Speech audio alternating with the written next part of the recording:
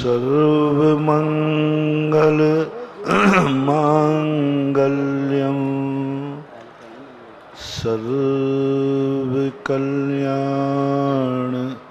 कारकम प्रधानम सर्वधर्माणां जैनं जयतु शासनं जैनं जयतु शासनं। पंच परमेष्टि भगवान की जय हो। आचार्य श्री गुरुवर कुंद कुंद महाराज की जय हो। आचार्य श्री गुरुवर विद्यासागर महाराज की जय हो। निरापक श्रवण मुनि पंगु 108 श्री सुधा सागर जी महाराज की जय हो। समस्त मुनि संघ की जय हो। उत्तम सत्य धर्म है। चारों कसायों की निर्वृत्ति हुए बिना सत्य का दर्शन नहीं हो सकता। इसलिए क्रम से चार धर्मों ने जितनी गंदगी थी, जितने आवरण थे, जितने भाव मल थे, वो सब धो डाले। यही सबसे बड़ी विशेषता है। लोग सत्य को पाना चाहते हैं, लेकिन सत्य वो दर्पण है जिसमें किंचित मात्र भी गंदगी है तो दर्पण सत्य को नहीं दिखा पाता। किंचित मात्र भी, चाहे वो किसी अपेक्षा से भाव हो, क्रोध, मान, माया, लोभ, सत्य को आनंद की वस्तु है। सत्य जब प्रकट हो जाता है, चाहे वो दुखदाई हो चाहे सुखदाई हो, गलत हो या सही हो, सत्य पता चलते ही ज्ञानी व्यक्ति को आनंद से भर जाता है। यदि आपको मालूम है आपको कोई बीमारी हो जाए और जांच में बीमारी पकड़ में आ जाए तो डॉक्टर आप निश्चिंत हो जाते हैं, कम से कम सत्य पकड़ में तो आ गया। जिस दिन व्यक्ति को अपने खुद के पापों की अनुभूति हो जाएगी, उसी दिन उस सत्य को पाने की शुरुआत हो जाएगी। पुण्य को नहीं, धर्म को नहीं, शाश्वत को नहीं, परम सत्य को नहीं, सबसे पहला सत्य हमें जानना है कि हम जो कर रहे हैं वह क्या है, हमारे पास जो कुछ है वो क्या है। पूज्यपाद स्वामी ने श्री सर्वार्थ सिद्धि ग्रंथराज में एक सम्यक ज्ञान की बहुत सुंदर परिभाषा बनाई, छोटे में, क्योंकि पूज्यपाद स्वामी लक्षण बनाने में बहुत प्रसिद्ध हैं। उन्होंने एक छोटा सा वाक्य दिया, याथात्म प्रतिपत्ति इति सम्यक ज्ञानम। याथात्म प्रवृत्ति इति सम्यक ज्ञानम। याथात्म यानी जो जैसा है वैसी प्रतीति में। याथात्म प्रतिपत्ति, एक शब्द का ध्यान देना, याथात्म प्रतिपत्ति यानी यथा आत्म, आत्मा ने वस्तु जैसी है वैसी प्रतीति में आना चाहिए। अब उन्होंने कुछ नहीं कहा कि शुद्ध वस्तु प्रतीति में आना चाहिए, उन्होंने कुछ नहीं कहा कि सिद्ध भगवान प्रतीति में आना चाहिए। उन्होंने कहा वस्तु जैसी है वैसी प्रतीति में आ जाए। पाप कर रहे हो तो पाप प्रतीति में आ जाए, क्रोध कर रहे हो तो क्रोध, यथात्म जो जैसा है वैसा ही प्रतीति में आना चाहिए।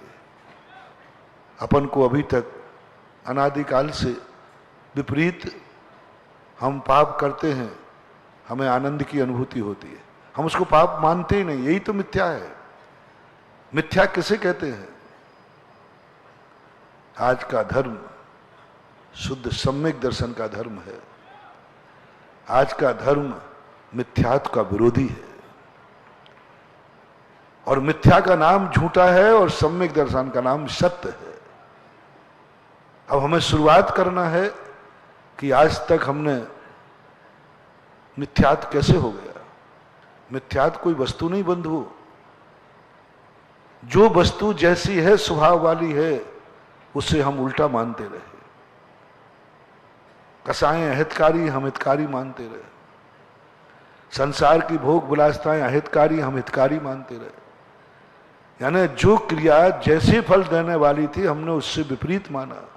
मिथ्यात्व आ गया, मिथ्यात्व के रूप में परिणत हो गया। आज का धर्म समाप्त हो गया। मिथ्यात्व से बचने के लिए व्यक्ति को सबसे पहले अपनी कसायों को मंद करना पड़ेगा। पूर्व में बांधे हुए कर्मों को मंद करना पड़ेगा। ऐसे ही मिथ्यात्व जाने वाला नहीं।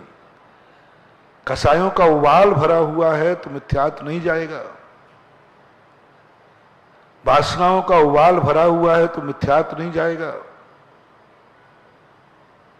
हमारे लिए सबसे पहले जो कर्म बांधे हैं, उन पापों को पहले थोड़ा कम करो। अंदर ही अंदर उनका संवर करो। अंदर ही अंदर उनका स्थिति अनुभाग कांडक घात करो। उनके अनुभाग को सुखाओ। क्योंकि पुराने कर्म, कई बार ऐसा होता है कि व्यक्ति कहता है कि महाराज जी मेरी बहुत अच्छी कमाई हो रही है, बहुत अच्छा धंधा चल रहा है, लेकिन बचत कुछ भी नहीं होती है। महाराज जी कुछ भी पैसा नहीं बचता, बल्कि बहुत कड़की में बीतता है। तो मैंने पूछा भाई धंधा ठीक नहीं चल रहा हो? महाराज बहुत अच्छा धंधा चल रहा है। घाटा लगता हो? बोले नहीं महाराज बहुत फायदा हो रहा है। अब भाई बड़ी ताज्जुब की बात है। धंधा अच्छा चल रहा है, प्रॉफिट अच्छी हो रही है, फिर भी महाराज एक एक कौड़ी को मोहताज हैं। ताज्जुब है, कहीं ऊपरी बाधा तो नहीं हो गई? धंधा अच्छा है, प्रॉफिट अच्छी है, और एक एक कौड़ी को मोहताज है। मैंने क्यों ऐसा भाई, ऐसा क्यों हो रहा है? ओहो, जब उसने बताया हमें एक बहुत बड़ा, कई बार बड़ी बड़ी बातें हमें शास्त्र पढ़ने से समझ में नहीं आती। आप लोगों को कहने से, आप लोगों की व्यथाओं को देखकर मुझे समझ में आ जाती है। हम शिवभूति जैसे बुद्धू है ना, शिवभूति को गुरु की बात समझ में नहीं आई, शास्त्रों की बात समझ में नहीं आई। एक सूफा फटकने वाली बाई की बात समझ में आ गई। महाराज समझा समझा के थक गए, भेद विज्ञान नहीं समझा। लेकिन एक सूफा फटकने वाली बाई उड़द फटक रही थी। सीधे साधे महाराज थे, उन्होंने पूछ लिया भाई क्या कर रही है? बोले महाराज ये छिलके फेंक रही हूं, उड़द प्राप्त कर रहे हूं, उड़द खाने में आएंगे, आनंद देंगे, ये छिलके इसमें बाधक हैं। शिवभूति कहते ओहो, यही तो मेरे गुरु कह के थक गए कि शरीर परिग्रह छिलका है और आत्मा उड़द है, ये बाधक है। बस वहीं ओहो, ये बात थी गुरु महाराज कह रहे थे। गुरु महाराज की भाषा समझ में नहीं आई। ओहो, यही तो कह रहे थे, यही तो है। और वहीं सूपा फटकने वाली की बात सुनकर के महाराज वहीं पर लीन हो गए। ओहो, गुरु कितना समझा समझा के थक गए। यही है, शरीर भिन्न है, तुष्मास घोषंतो, एक किंचित मात्र परिग्रह नहीं। उसी सूफा फटकने वाली के सामने आंख बंद करके हुए भेद विज्ञान हुआ और केवल ज्ञान प्रकट हो गया उसी बाई के सामने।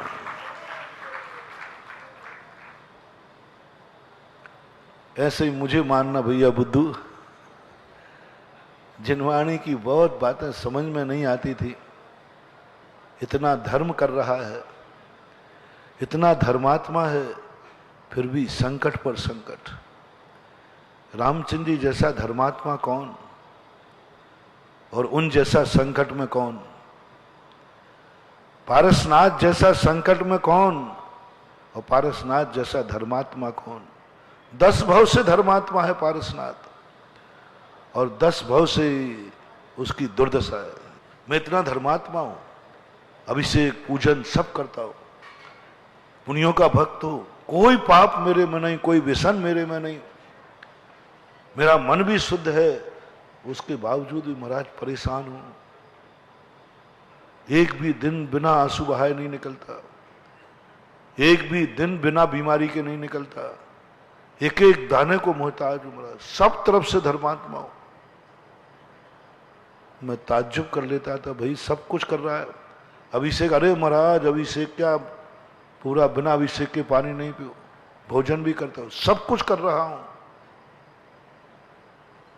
रात्रि में भी भोजन नहीं करो, सच्चे देवसाद गुरु का भक्त है, स्वाध्यायशील है, सब कर रहा है, लेकिन शांति नहीं है। साधुओं की भी दशा ये हो जाती है, इतने तपस्वी साध्वी, इतनी साधना कर रहे हैं, इतनी साधना, मासोपवास कर लेते, आतापन योग कर लेते हैं, सदा मौन रहते हैं, 28 मूल गुण का पालन कर रहे हैं, भावलिंगी संत हैं,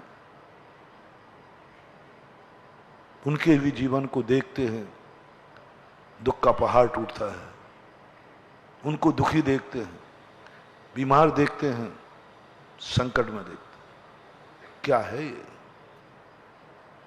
सामान्यता देखने में जब ज्ञान नहीं था तो ऐसा लगता था कोई ऊपरी बाधा है, देवता है कोई। इतने धर्मात्मा महाराज को अंतराय,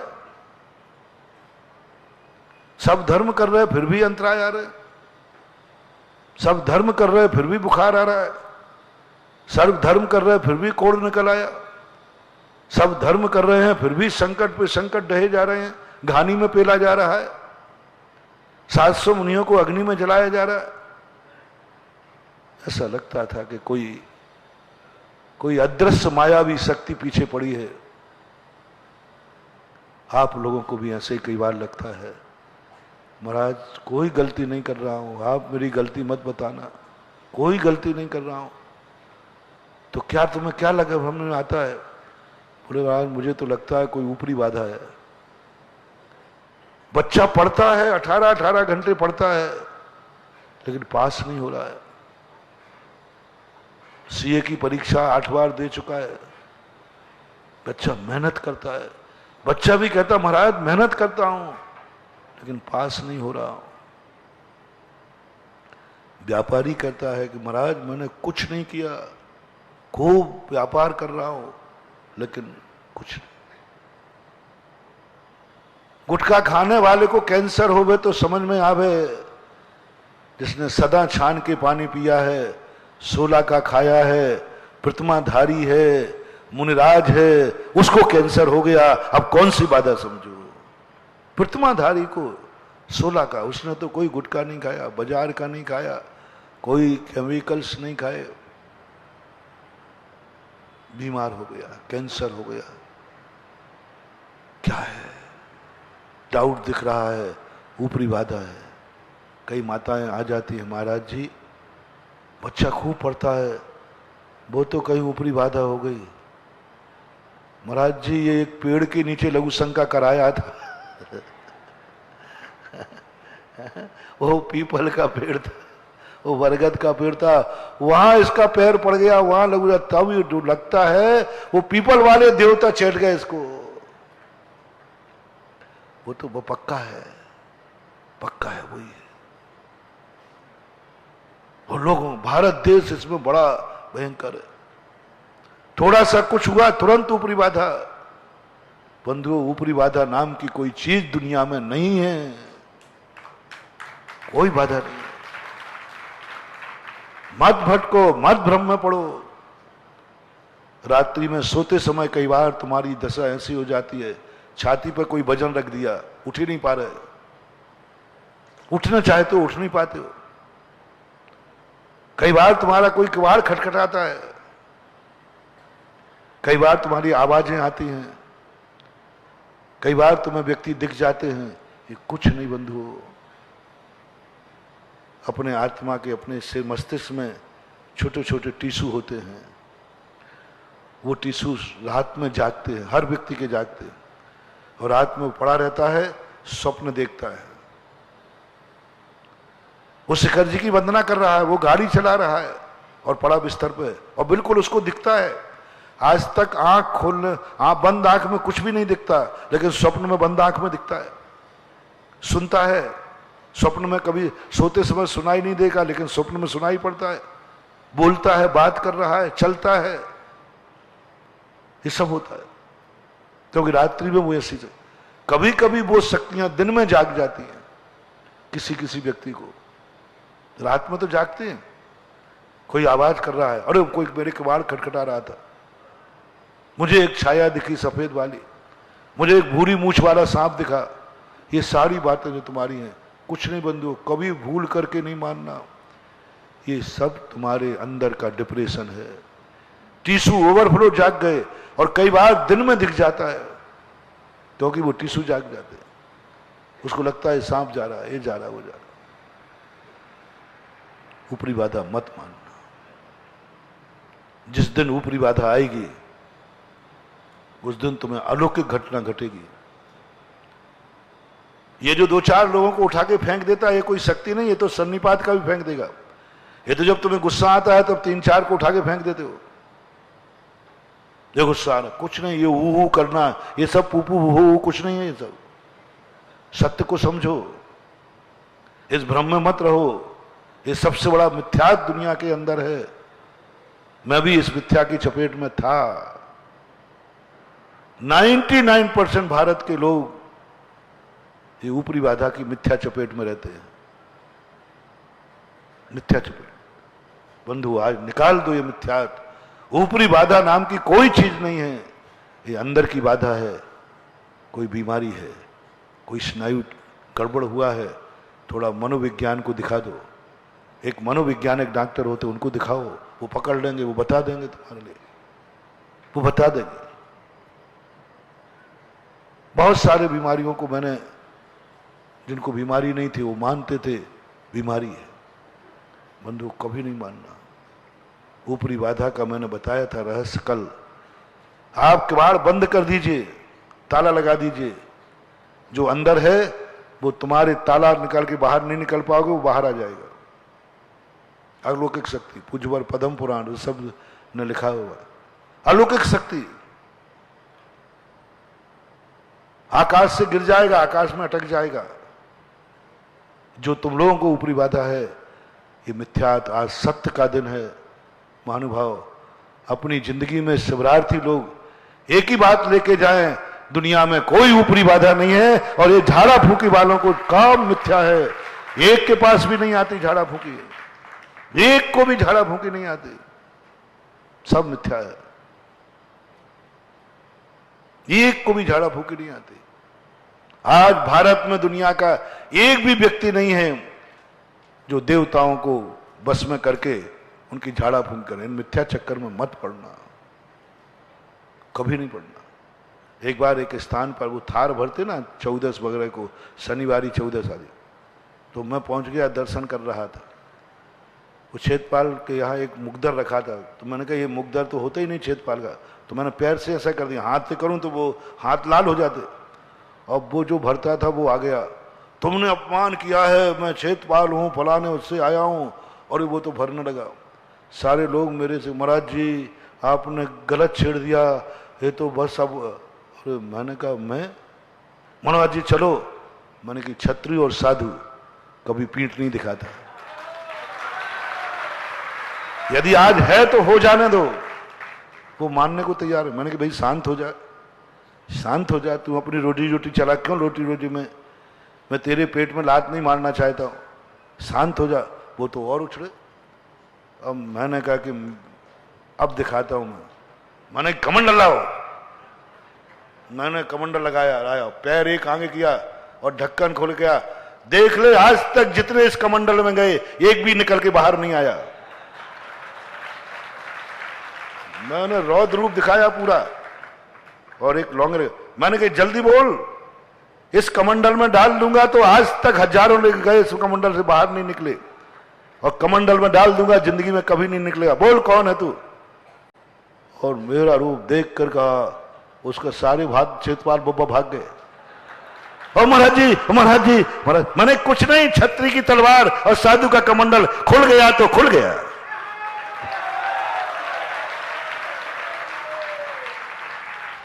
अब तो कोई ना कोई जाएगा इसमें, अब मैं कोई कमजोर थोड़ी हूं।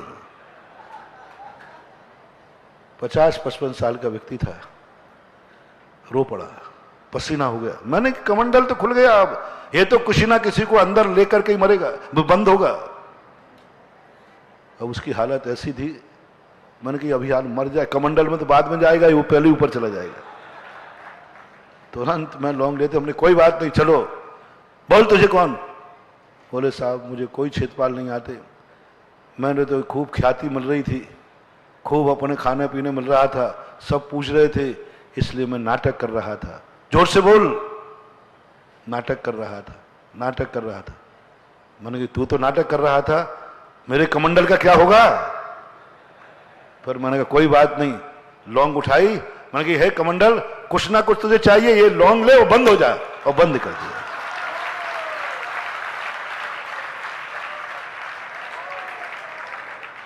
चिंता मत करना भैया, मेरे कमंडल में कोई नहीं।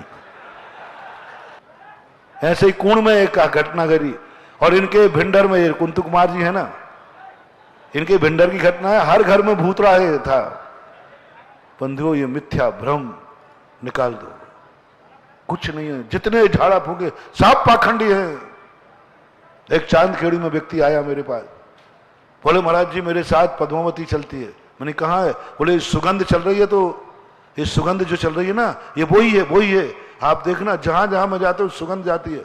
अरे वो तो भाग्य था मेरे कि हमारा एक भगत है निहाल पहाड़िया, वो उसी प्रकार का इत्र लगाता है मोंगरे का, तो मुझे याद था उसको कि अरे मैंने कहा ये तो वही की गंध है।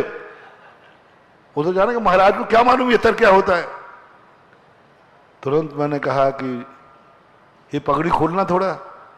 अब वो ऐसा भागा चांदखेड़ी से पगड़ी बचा के, पगड़ी में वो सीसी रखे था। बंधुओं भ्रम में मत पड़ो, जिनेंद्र भगवान की भक्ति के सामने आज दुनिया के जितने झाड़ा फूके, छेदपाल, पद्मावती, भैरव बाबा, भूरा बब्बा, कहां कहां वो तालबेट में सब जगह ये करते हैं, कोई टोड़ी में कोई कहीं भी, ये सब मिथ्या है। जिनेंद्र भगवान की भक्ति के सामने कोई दुनिया की भक्ति टिक ही नहीं सकती। एक मान लो कि दुनिया का देव, कोई भी देवता, कोई ऊपरी बाधा नहीं, कुछ भी भ्रम नहीं, ये बहुत बड़ा मिथ्यात मैं भी पहले जानता था, लेकिन उस व्यापारी के माध्यम से मुझे ज्ञान मिला जो बात मैं कह रहा था। तो बीच की बात आ गई, दुकान अच्छी चल रही, व्यापार अच्छा चल रहा है, प्रॉफिट अच्छा है, लेकिन कुछ भी पैसा नहीं बचता, पैसे पैसे को मोहताज हूं। मैंने क्या बात है भैया, तूने दान दे देता होगा। बोले महाराज जी दान देने लायक बचे तब तो दूं। मैंने कोई डाकू ले लेता होगा, कोई गुंडागर्दी। बोले नहीं महाराज कोई नहीं लेता। मैंने कि फिर बात क्या है बता। सुनो, मैंने जो कहा था ना, बड़े बड़े शास्त्रों से, बड़े बड़े सोच ने मेरी ये धारणा ठीक नहीं हो पाई। मैं भी डाउट करता था, कोई ना कोई अदृश्य शक्ति गड़बड़ कर। उसने जब बताया, मैंने पैसा कहां जाता बेटा, गिनते तो तुम ही हो ना, लाते तो तुम ही हो ना। बोले महाराज कुछ नहीं बचता। मैंने कहां जाता। बोले सब सब ब्याज में चला जाता है। कहां चला जाता है? कर्जा इतना है कि जितनी प्रॉफिट होती है सब ब्याज में चला जाता है, कुछ नहीं बचता, सब ब्याज में जाता है। ओहो ये बाधा है। तुरंत मैंने उसको चिंतन किया, वर्तमान सही है, लेकिन अतीत में कर्जा लिया है, इसलिए वर्तमान की कमाई ब्याज में जाती है। इसलिए सुनो रे धर्मात्मा लोगों, वर्तमान में धर्म कर रहे हो, धर्मात्मा हो, लेकिन अतीत में इतने पाप किए हैं, इतने पाप किए हैं कि वर्तमान की जितने पुण्य की कमाई है सब उस पाप के ब्याज में चली जाती है, उस पाप के फल में चली जाती है। इधर मंदिर से पुण्य कमा के जाते हो, पूर्व भाव का पाप उदय में आ जाता है और आपका पुण्य सारा पड़ा रह जाता है। इधर बहुत पुण्य कमा के जाओगे, रोटी सामने आएगी और जैसी आएगी अंदर पेट में संग्रहण की बीमारी हो जाएगी, पचेगा ही नहीं। पुण्य कमा के जाओगे, मिठाई सामने आएगी, पूर्व कर्म के उदय से शुगर हो जाएगी, खा ही नहीं पाओगे। पुण्य कमा के जाओगे, मावा मिष्ठान सब मिलेंगे, कोलेस्ट्रॉल बढ़ जाएगा, उसको खा नहीं पाओगे। ये सब पूर्व। तो यथार्थ में इसको जानो, आप समझे इसको, सत्य को, कि अतीत का यदि कर्म भी हमारे यहां यथार्थ प्रतिपत्ति थी सम्यक ज्ञानम, जब हमारे सारे पुरुषार्थ थक जाएं तो ऊपरी बाधा की तरफ नहीं जाना, यथार्थ को जानो कि मेरे अतीत के पाप का उदय इतना है कि वर्तमान का पुण्य सारा ब्याज में जा रहा है, इसलिए कोई काम नहीं कर रहा है। बड़े बड़े महात्माओं के, साधु का क्या हुआ? इतने बड़े साधु होकर घानी में पेले जा रहे हैं। अतीत का पाप कर्जा देखो कितना है, वर्तमान का जो उनका है पुण्य साधुपने का, उससे ज्यादा पाप कर्म का उदय। ऐसा पाप कर्म का उदय, एक निरीह प्राणी को मारा था, हिरण को मारा था उछलते हुए। उस समय हिरण की वेदना से तड़प रहा था, उसको तीर लगा, वो तड़प रहा है और ये तालियां बजा, मजा आ गया। 500 सैनिकों ने तालियां बजा दी, क्या हमारे राजा ने तीर चलाया। राजा भी कहता, देखो मैंने छलांग भरने वाले हिरण को गिरा दिया, वो तड़प रहा है, ये खुशी मना रहा है। दूसरे के आंसुओं पर खुशी मनाना, दूसरे के दुख पर खुशी मनाना, दूसरा तड़प रहा हो और तुम खुशी मना रहे हो, बंधु ऐसे पाप कर्म का बंध होगा कि तुम मुनि भी बन जाओगे तो भी वो पाप कटने वाला नहीं। मुनि बन गए, 500 मुनि भावलिंगी संत थे, लेकिन घानी में पेल दिए गए। वर्तमान के मुनि पद का जितना कमाई थी वो सब उस पाप के सामने ब्याज पे चली गई, सब चला गया उसमें। इसलिए यथार्थ प्रतिपत्ति सम्यक ज्ञानम, अपने जब अशुभ कर्म का उदय आता है तो विपाक विषय, अपाय विषय, धर्म ध्यान करना चाहिए, कर्मों को सोचना चाहिए, उससे बचने का उपाय नहीं। इसलिए पूज्यपाद स्वामी की वो पंक्ति, सत्य को जानो, कैसे जाने पहले, इसलिए 4 कसाएं पहले कंट्रोल करो। कसाएं जब तक कम नहीं होंगी, 70 कोड़ा कोड़ी के बंद करने वाली कसाई को सत्य का दर्शन नहीं होता। आपकी भूमिका में सम्यक दर्शन सत्य है और मिथ्या दर्शन असत्य है। आज सम्यक दर्शन का दिन है गृहस्थों के लिए, गृहस्थों को सम्यक दर्शन का दिन है और मिथ्या दर्शन का परिहार है। मिथ्यात्व निकल गया, सम्यक हो गया, यही गृहस्थ का पहला उत्तम सत्य धर्म है। यथार्थ प्रतिपत्ति थी सम्यक ज्ञानो, पहला सत्य धर्म। कसाई को पहले 4 कसायों को शांत किया, इतनी शांत करो कि 70 कोड़ा कोड़ी की स्थिति मानने वाला अंतः कोड़ा कोड़ी को बंद करना। कसाई का अभाव नहीं, कसाई को शांत करना है। जब व्यक्ति को सम्यक दर्शन होता है, उसके पहले वह अपने कर्मों की कसायों को, परिणामों को इतना कम करता है कि अंता कोड़ा कोड़ी की स्थिति रख लेता है। अंता कोड़ा कोड़ी की स्थिति रखने वाला यानी कितना पूरा अनंत सागर सुखा करके एक चुल्लू भर बचता है, तब कहीं उसको सत्य का दर्शन होता है। अभी तो तुम्हारा मिथ्यात्व भरा है, अभी तो तुम्हारे कुगुरु कुदेव कुशास्त्र नहीं छूट रहे। हम शुरुआत करो सम्यक दर्शन की, शुरुआत करो सत्य की। अपनी आत्मा को नहीं जानना है, पदार्थ को नहीं जानना है, पहले सच्चे देव को जानो। यह उत्तम सत्य धर्म है प्रारंभिक। तुम लोगों का सत्य धर्म जो 10 धर्माधिक होते हैं वहां तक नहीं पहुंचना, तुम गृहस्थों में वो अनुभव भी नहीं हो पाएंगे। पहला सत्य धर्म है और पहला मिथ्या धर्म है खोटे देव चोखे देव। पहचानो सच्चा देव कौन है। यदि सच्चा देव आपको मिल गया तो अभी मैं आपको बताऊंगा, आपको सत्य धर्म भी मिल जाएगा। और खोटा देव मिल गया तो आपका सब कुछ खत्म हो जाएगा, कुछ भी नहीं मिलने वाला। सबसे बड़ी 99% लोग सत्य का दर्शन इसलिए नहीं कर पा रहे हैं कि उन्हें सच्चा भगवान नहीं मिला। सच्चा भगवान कौन, सच्चा देव कौन? 18 दोष रहिए, 18 दोषों से रहित, समस्त ग्रस्त के पापों से रहित। जो खाता नहीं हो वो देव, जो पीता नहीं हो वो देव, जो राग द्वेषों से देव हो परे हो वो देव।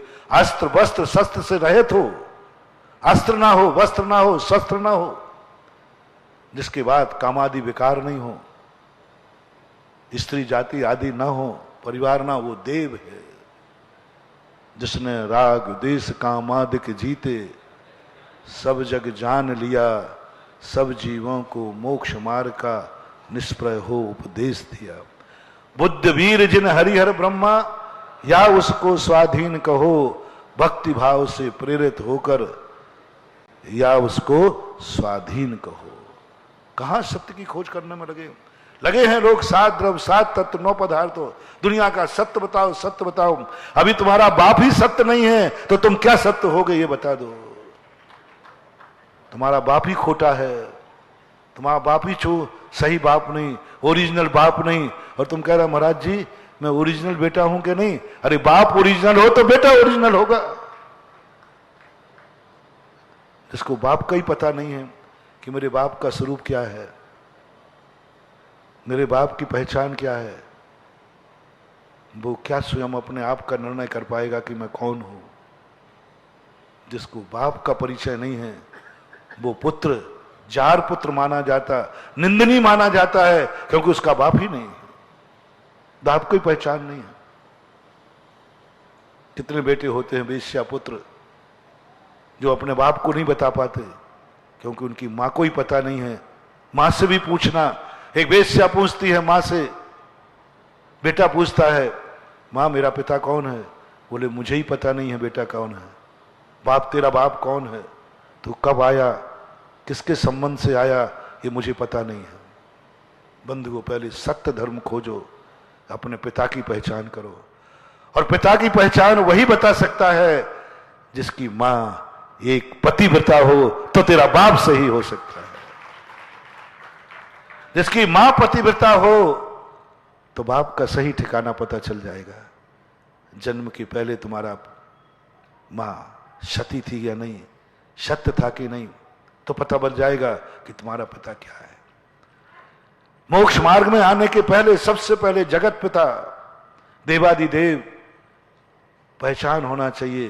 तुम्हारा देवता कौन है, जगत पिता कौन है, भगवान कौन है, उसका स्वरूप क्या है।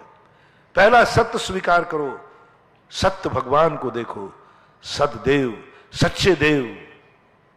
अभी तुम सच्चे बनने का प्रयास मत करना, तुम सच्चे नहीं बन पाओगे। तुम अपने चेहरे को मत धोना, अभी तुम्हारा चेहरा बहुत काला है। पहले तुम दर्पण को साफ कर लो, दर्पण स्वच्छ ढूंढ लो।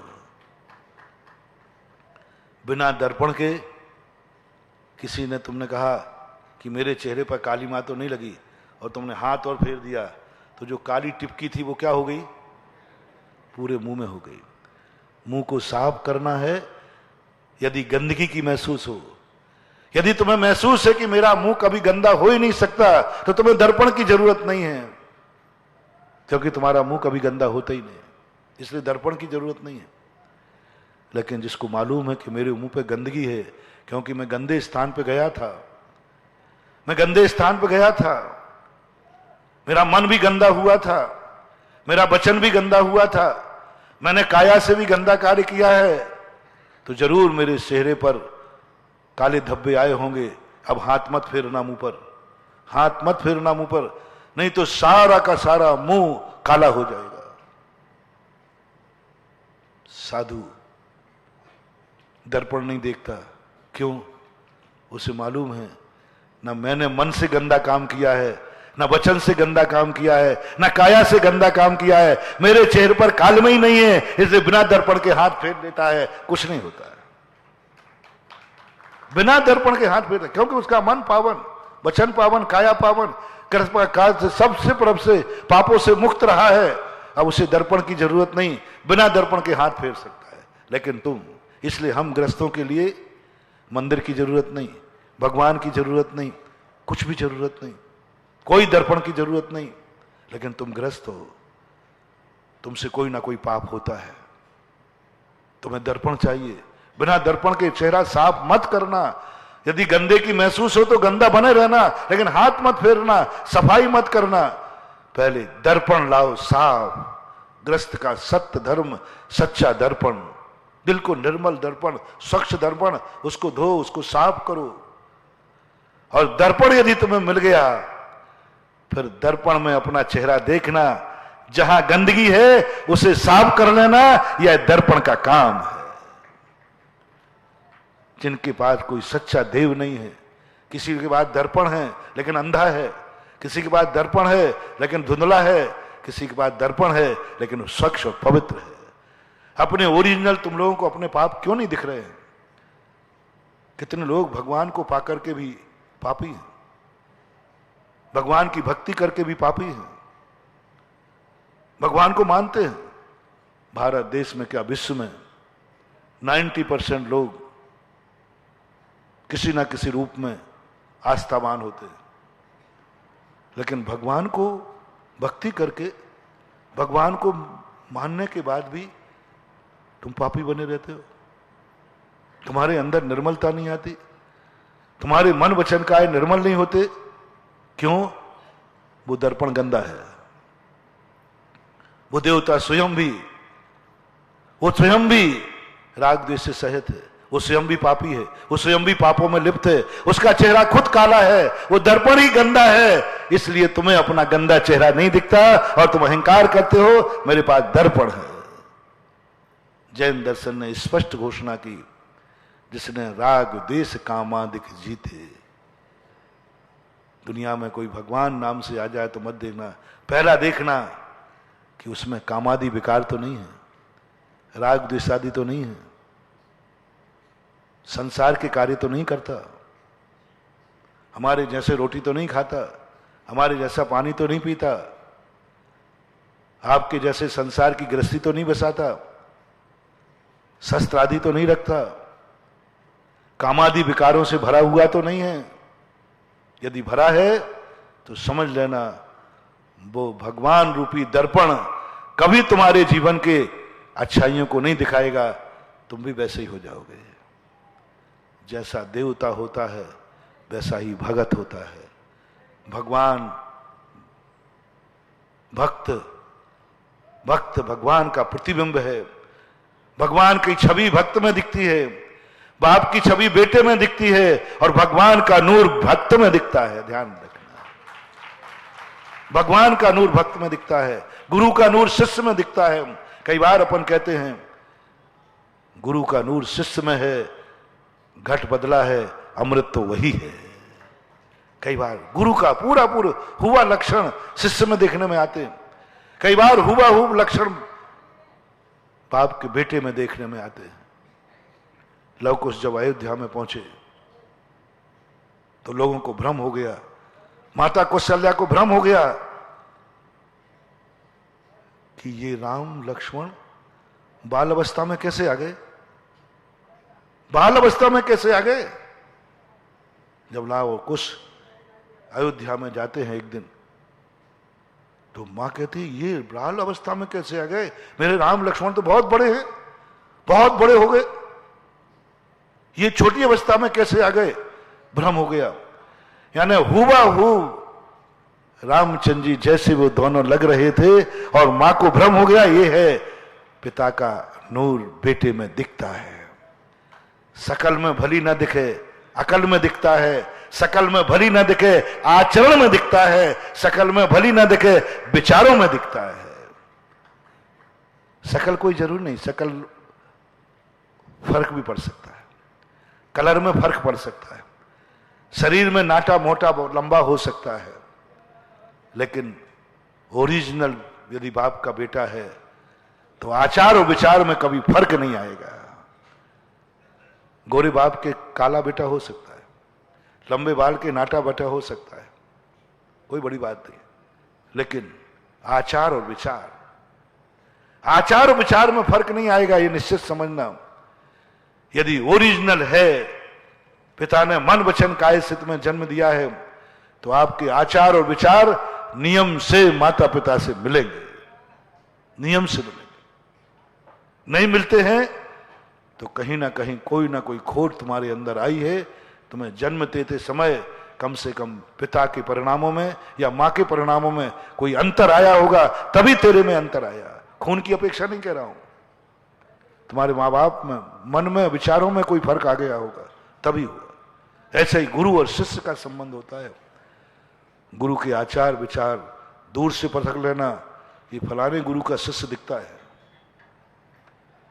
बेटे को देखकर लोग कहने लग जाए, लगता है ये फलाने का बेटा है। शिष्य की चर्या देखकर लोग कह दें कि लगता है ये फलाने गुरु का चेला है, क्योंकि मैंने इसके गुरु को देखा है और जो गुरु में है वही शिष्य में देखने में आ रहे हैं। और भगवान का सूरत भक्त में दिखती है। भक्त की क्रियाओं को देखकर, भक्त के आचरण को देख करके लोग कह देते हैं, लगता है ये जिनेंद्र भगवान का भक्त है, लगता है ये जैनी है। भगवान को नहीं देखा उसने, महावीर को नहीं देखा, भक्त का आचरण देखा और आचरण देखकर कह दिया लगता है ये जैनी है, जिनेंद्र को मानने वाला है। कैसे समझा? ये लक्षण जिनेंद्र के भक्त में ही होते हैं। कभी तुम्हारे जीवन में ऐसा हो जाए कि तुम्हारा बाप किसी सभा में जाए और उसको कोई नहीं पूछ रहा था, किसी ने कह दिया मालूम नहीं आपको ये फलाने बेटे का बाप, अच्छा अच्छा उस बेटे का बाप है, आइए आइए। तुम्हारे नाम पर बाप को सम्मान मिल गया। तुम्हारे आचार विचार देख करके लोग तुम्हारे पिताजी को याद कर दें, ओहो ऐसा लक्षण तो फलाने। इसी प्रकार ये जैनियों, आपके आचार विचार देखकर, आपकी भोजन की थाली देखकर लोग कह दे, समझ में आता है ये जैनी है। रात में नहीं खाता, आपने कहा, उसने कहा रात में खा लीजिए, बोले नहीं मेरा रात में त्याग है। अच्छा लगता है आप जैनी हैं, बस हो गया। यह पहचान, वो जैनी को जानता नहीं था, जिनेंद्र को। लगता है आप जैनी हैं, आप जिनेंद्र को मानते हैं, बस जाओ 100 भवों तक अब तुम्हारा जैन कुल सुरक्षित हो गया, क्योंकि तुमने अपनी एक क्रिया से जैन का पहचान बता दी। कौन सी क्रिया है तुम्हारी जो तुम्हें देख करके लोग जिनेंद्र को पहचान जाए, तुम्हें देख करके लोग गुरु को पहचान जाए, तुम्हें देख करके जिनेंद्र को पहचान हो जाए, तुम्हें देखकर तुमने कोई परिचय नहीं दिया कि मैं जैन हूं और लोगों ने तुरंत कहा लगता है आप जैनी हैं। 24 घंटे में बताओ कितनी क्रियाएं तुम्हारी हैं जिन्हें देखकर लोग बिना परिचय के कह देवे जैनी हैं। तुम प्लेन में, तुम ट्रेन में, तुम दुनिया में जा रहे हो, क्या तुम्हारे पास पहचान है? क्या तुम्हारे है? क्या तुम्हारे सबके साथ तुम मिल गए हो? क्या तुम्हारे मन में है? प्लेन में जा रहे हो और जैसे भोजन लेके आया, बोले साहब मैं आलू नहीं खाता हूं, मैं प्याज नहीं खाता हूं। क्यों? लगता है आप जैन हैं। बस ये शब्द सुनने के लिए, बस ये शब्द सुनने के लिए तुम जिंदगी में कुछ भी कर डालो। उसी दिन तुम कह देना मुझे जिनेंद्र का वरदान मिल गया, क्योंकि बिना परिचय दिए इसने कह दिया लगता है तुम जैनी हो। क्योंकि दुनिया की एक ही जाति है जो आलू और प्याज को अभक्ष मानती है। दुनिया में कोई नहीं मानता, कोई जाति नहीं मानता, कोई धर्म नहीं मानता। मात्र अलग गणंतों के लिए हर धर्म, हर संप्रदाय में गणंतों को कभी निषेध नहीं किया गया। गणंतों को सब खाते, साधु संत भी सब लोग खाते, उन्हें कोई पाप नहीं होता। मात्र दुनिया का एक जैन धर्म है जिसके अंदर आलू प्याज गणंतों को अभक्ष माना गया है। सारा विश्व जानता है यदि ये आलू नहीं खा रहा है, नियम से जैनी है, और जैन का नाम तुमने रोशन कर दिया प्लेन के अंदर। अपनी जिंदगी में कुछ ऐसे 24 घंटे में आचरण करो जिससे तुम्हारे आचरण को देखकर लोग जान जाएं ये जैनी है। रात्रि में आपको भोजन आया, नहीं मैं नहीं खाऊंगा रात में, बोले क्यों? मेरा त्याग है। अच्छा, लगता है तुम जैनी हो। अंग्रेज लोग जानते थे, अंग्रेज लोग जानते थे, रात में नहीं खाता था, तुरंत जान जाते थे जैन है। ये आचरण की पहचान थी। लेकिन आज कौन सी क्रिया है तुम्हारी?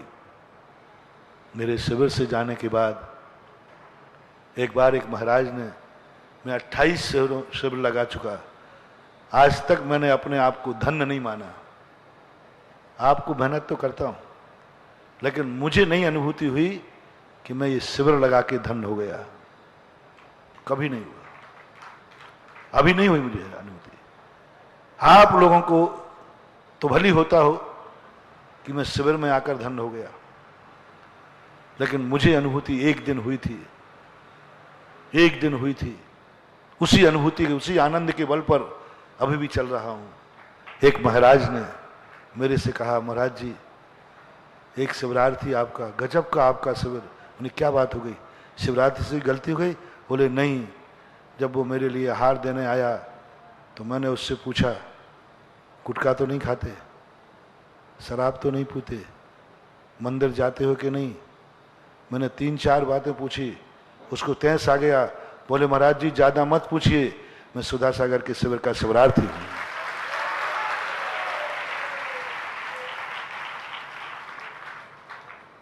बोले सुधा सागर के शिविर की पहचान है कि जो एक बार उस शिविर में चला गया, उसमें ये दोष नहीं पाए जाते हैं। उसमें सबसे बड़ा गुण होता है, उठते ही सबसे पहले सुबह नहाने के बाद अभिषेक का लोटा उसके हाथ में होता है।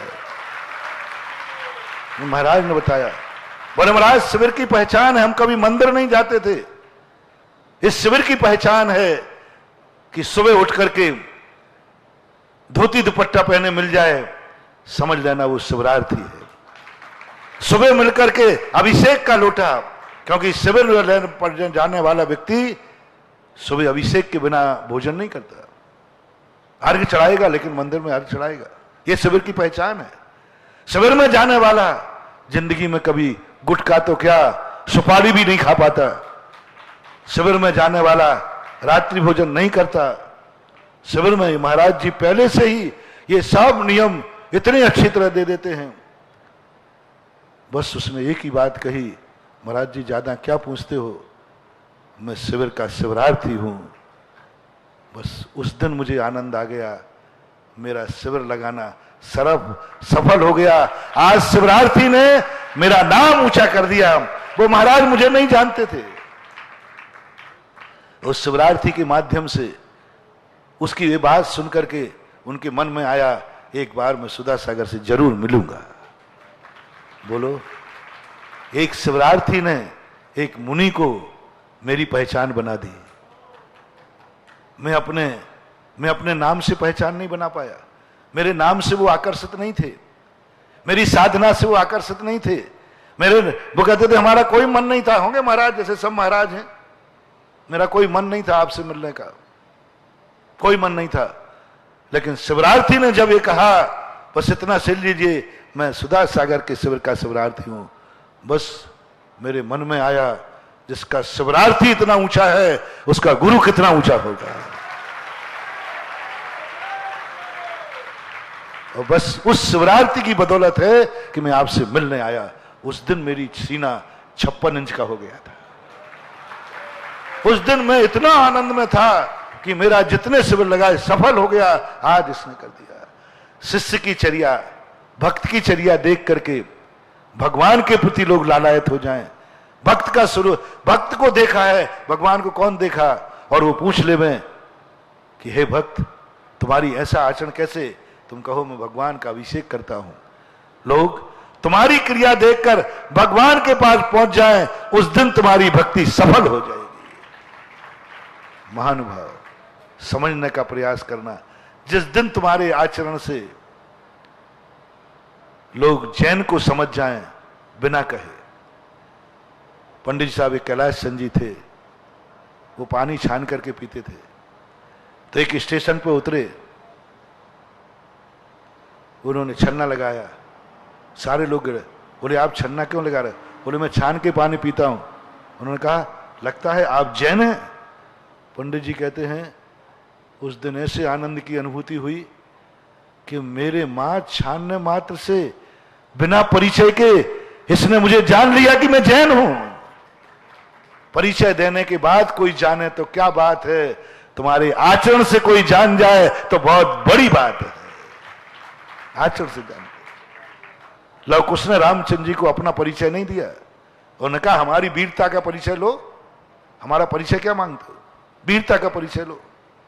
तुम कहो मेरा परिचय क्या मानते हो, मेरे आचरण देख लो मैं कौन हूं। सच्चा शिष्य कौन है? जो शिष्य के दर्शन करके लोगों का गुरु दर्शन का भाव आ जाए। आचरण देखे शिष्य के और उसके मन में आ जाए, जब शिष्य के दर्शन में इतना आनंद है तो गुरु के दर्शन में कितना होगा। कभी कोई भक्त तुम्हारा, शिष्य की सफलता कब है? जब शिष्य को देख करके गुरु दर्शन का भाव हो जाए। समझ लेना गुरु दक्षिणा हो गई।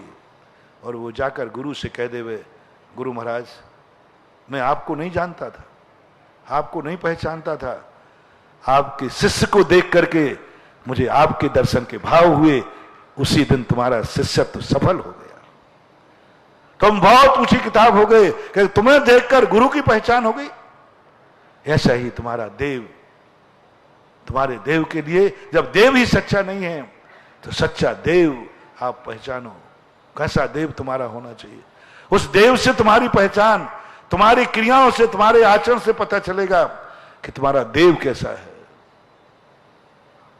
तुम किसकी पूजा करते हो, किसका अभिषेक करते हो, किसको देवता मानते हो? सच्चे देव को पहचान लो। सारे शिवरार्थियों से मैं आज सत्य धर्म के दिन एक ही अपेक्षा करूंगा कि और कुछ सीख के जाओ या नहीं जाओ, तुम अपनी पहचान सीख के जाओ या नहीं जाओ, लेकिन तुम्हारे भगवान की पहचान जरूर तुम्हें आना चाहिए। तुम्हारा भगवान कैसा है? बच्चा जब बाहर निकलता है तो बच्चे को यह नहीं बताया जाता कि तू कौन है। बच्चे को यह बताया जाता है, यदि गुम जाए कोई पूछे तो तेरे बाप का नाम क्या है।